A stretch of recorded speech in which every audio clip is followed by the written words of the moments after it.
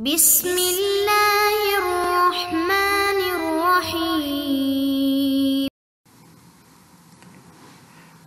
اعوذ باللہ من الشیطان الرجیم بسم اللہ الرحمن الرحیم الحمدللہ رب العالمین الصلاۃ والسلام علی اشرف الانبیاء والمرسلین وعلی آلہ الطیبین الطاہرین المعصومین۔ عزیز طلبہ، السلام علیکم ورحمۃ اللہ وبرکاتہ۔ اللہ تعالیٰ سے مدد طلب کرتے ہوئے شرح الامہ حصہ سوم کا آغاز کرتے ہیں اور رب ذوالجلال سے دعا کرتے ہیں کہ اس کو بخیر و خوبی مکمل کرنے کی توفیق عطا فرمائے۔ شرح الامہ حصہ سوم کا درس نمبر 1، اس کا مقدمہ کچھ اس طرح عرض کرتے ہیں کہ شرح الامہ حصہ سوم 14 کتابوں پر مشتمل ہے۔ ان میں سے سب سے پہلی کتاب کتاب المتاجر ہے۔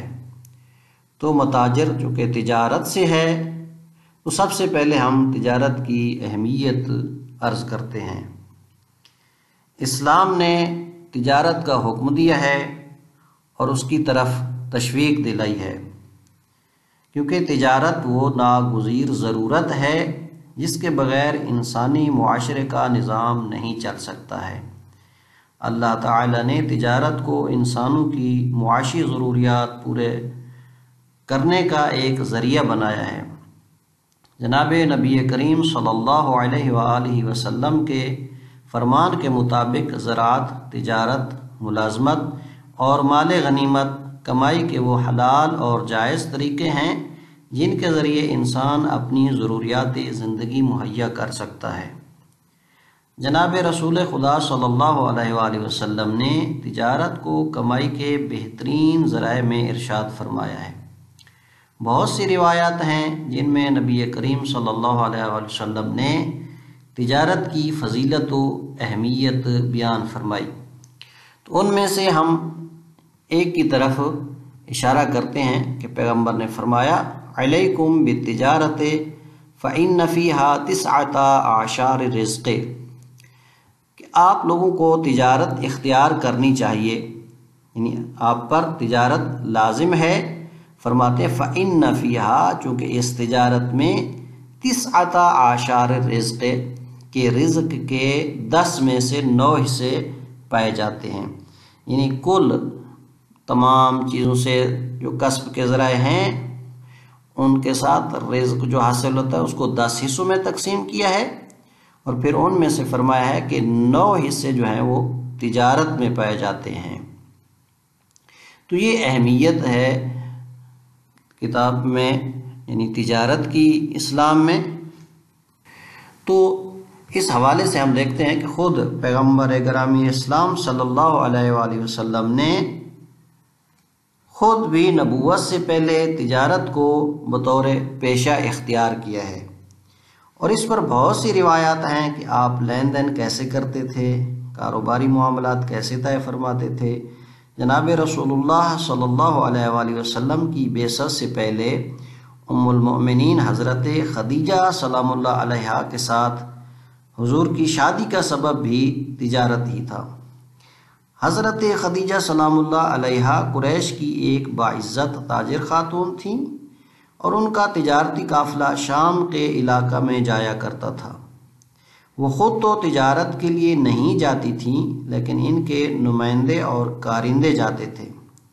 تجارت کے سارے عمل کا انحصار صرف نمائندوں پر ہو تو معاملہ اتنا قابل بھروسہ نہیں رہتا، اس لیے حضرت خدیجہ کو تلاش ہوتی تھی کہ کوئی دیانتدار اور قابل اعتماد آدمی ان کی تجارت کو سنبھالے۔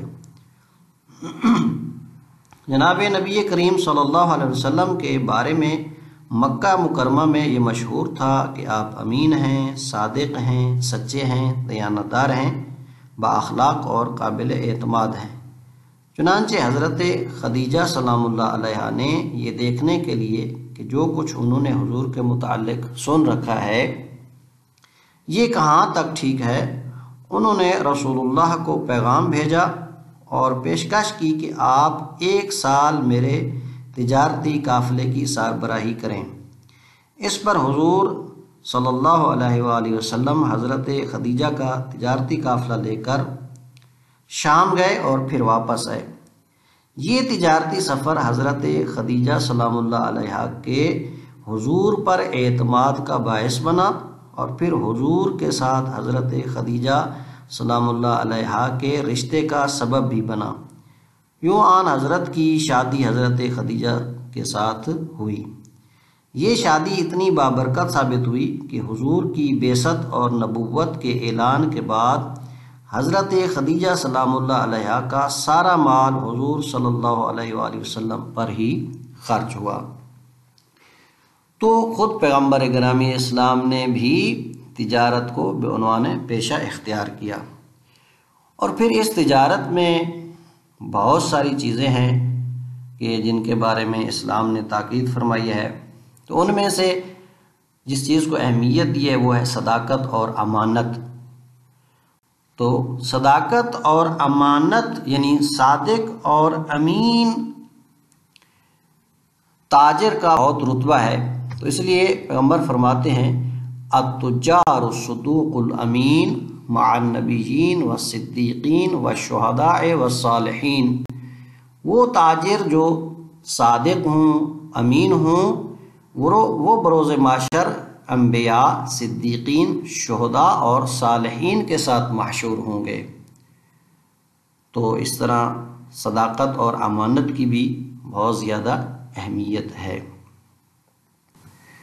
امیر المؤمنین حضرت علی علیہ الصلوۃ والسلام نے تجارت کے بارے میں فرمایا تعرضوا للتجارت فإن فيها لكم غنى اما في أيدي الناس، کہ آپ لوگ تجارت کو متعرض ہوں، یعنی پیشہ تجارت اختیار کریں، کیونکہ اس تجارت میں وہ چیز ہے کہ جو آپ کو بے پرواہ کر دے گی اس چیز سے جو لوگوں کے ہاتھوں میں ہے، یعنی آپ کو کسی کا محتاج نہیں ہونا پڑے گا، لہذا تجارت اختیار کریں گے تو اس سے آپ کے زندگی کی جو ضروریات ہیں وہ پوری ہوں گی اور کسی کا محتاج نہیں ہونا پڑے گا۔ اب دیکھتے ہیں کہ فقہ اور تجارت کا کیا ربط ہے، کہ آیا تجارت میں بھی فقہ کی ضرورت ہے، جیسا کہ عبادات اور معاملات یعنی عقائد ہیں، عبادات کی طرح معاملات میں بھی آیا دین نے کوئی احکام بیان کیے ہیں۔ تو فرماتے ہیں جس طرح عقائد اور عبادات کے بارے میں جزیات و احکام بیان کیے گئے ہیں، اسی طرح شریعت اسلامی نے معاملات کی تفصیلات بھی بیان کرنے کا اہتمام کیا ہے۔ حلال و حرام، مکروہ اور غیر مکروہ، جائز اور پاک مال کے مکمل احکام قرآن و حدیث میں موجود ہیں، اور شریعت کی دیگر جزیات کی طرح اس میں بھی مکمل رہنمائی کی گئی ہے۔ جو لوگ نماز اور روزے کا اہتمام کرتے ہیں مگر صفائی، معاملات اور جائز و ناجائز کی فکر نہیں کرتے، وہ کبھی اللہ کے مقرب نہیں ہو سکتے، اس لیے ان کا عمل شریعت پر ناقص ہے۔ چونکہ جب انسان فقہ نہیں جانے گا، معاملات کے بارے میں جو شریعت نے بتایا ہے وہ نہیں جانے گا، تو نتیجہ کیا ہوگا کہ اس میں کے مال میں حرام مال آ جائے گا، چونکہ وہ نہیں جانتا ہے کہ اس نے کس ذریعے سے اس کو کمایا ہے۔ جب اس کا مال حرام مال کے ساتھ مخلوط ہو جائے گا تو ظاہر ہے پھر اس حرام کے اثرات جو ہیں، اثرات وضعی جو ہیں وہ اس کے اوپر آئیں گے، اور اس کا اثر کیا ہے کہ انسان جو ہے حق کی طرف نہیں جا سکتا ہے۔ حرام جو ہوتا ہے وہ انسان کو کبھی حق بات سننے نہیں دیتا ہے، اس سے اولاد کی تربیت جو ہے وہ صحیح نہیں ہوتی ہے، اور معاشرے کو فاسد لوگ ملتے ہیں، چونکہ حرام کھایا ہوتا ہے، تربیت ٹھیک نہیں ہوتی ہے تو نتیجے میں فاسد ہوتے ہیں۔ تو معاشرہ بھی انہی افراد سے مل کر بنتا ہے۔ جب معاشرہ انہی افراد سے مل کر بنتا ہے کہ جنہوں نے رزق حرام کھایا ہو پھر وہ معاشرہ تباہی و بربادی کی طرف جاتا ہے۔ اس لیے تو میدان کربلا میں مولا امام حسین علیہ السلام نے جب بار بار لوگوں کو حق کی دعوت دی اور دیکھا کہ حق لوگ قبول نہیں کر رہے ہیں تو فرمایا تھا کہ کیا وجہ ہے کہ آپ لوگ میری بات نہیں سنتے ہیں، حق کی طرف نہیں آتے ہیں؟ تو فرمایا تھا اس کی وجہ یہ ہے کہ مولعت بطونکم من الحرام، کہ اس وجہ آپ حق کو قبول نہیں کر رہے ہیں کیونکہ آپ کے شکم جو ہیں وہ حرام سے بھر چکے ہیں۔